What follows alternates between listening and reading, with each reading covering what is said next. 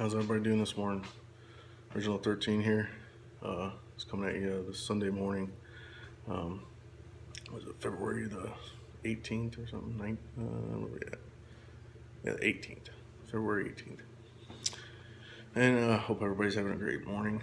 Uh, just had some things on my mind and didn't really, I did my last video. I don't know if any of you watched it. I suggest you watch it. Who's to blame for the Parkland shooting and recent shootings in the United States?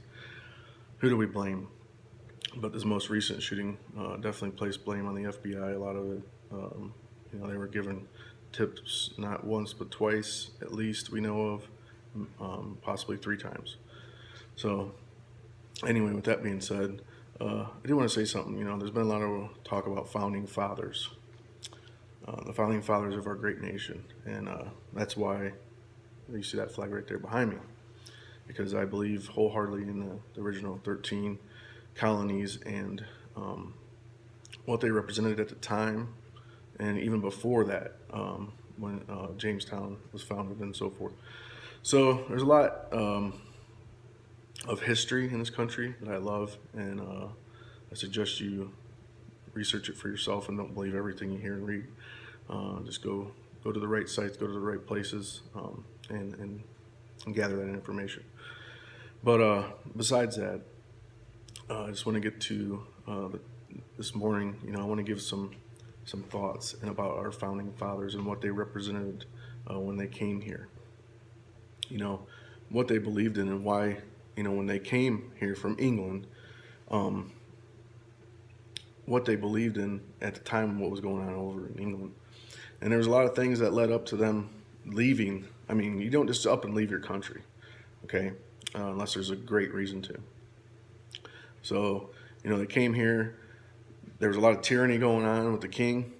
They came here. They wanted to get away from it. Many of them were Christians. Many of them believed, had morality.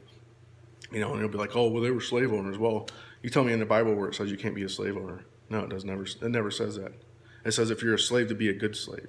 If you're enslaved, to be loyal to your master. Okay, and then maybe in certain instances I can understand, but go and read it if you don't believe me. Okay, I'm sorry. We need to start telling the truth the way it is and the way the Bible says it. And I've been really burdened about it because nobody's talking about it. Everybody's talking about, oh, what can we do to protect our kids? Yeah, I do agree with putting, some veterans there, maybe some arming some teachers and giving them some kind of training and incentives and so forth. To the ones that want to carry. To protect the students or whatever, maybe metal detectors, oh, they're unsightly. Who gives a crap?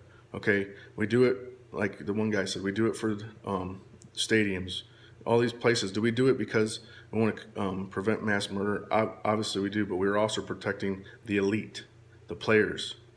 See, there's a twofold situation going on here, okay, that nobody wants to talk about. But with that being said, I do agree with some of those reasonings, and we should check into those and do those things. But there's a lot of things, I'm telling you, that God is allowing. And I'm telling you because our founding fathers would be disappointed. They were about community. They were about prayer. They were about loyalty to the family. They were about making this country a better place, not making it worse. Okay? And people are calling, well, if the founding fathers seen the weapons we had today, they definitely put regulations on them too. And then there was a meme going around saying, well, write me a letter with a quill and ride over here on your horse, or have some strange guy drop it off on a horse and take some days or whatever. But anyway, that's the point, okay? It's not that we need to have certain restrictions. It's that the issue comes down to morality and to the lack of morality. And we're killing of innocent babies, thousands of babies every year. Somebody said, I made a good comment, which I do like. Take the money from Planned Parenthood and use that to pay for security in schools. I agree with that 1,000%. What else? But yeah, we've took God out of schools. We're starting to push him out of the courts. The Ten Commandments, off of court lawns, off of Our country was founded on the Bible, whether you want to believe it or whether you don't want to believe it. I'm sorry.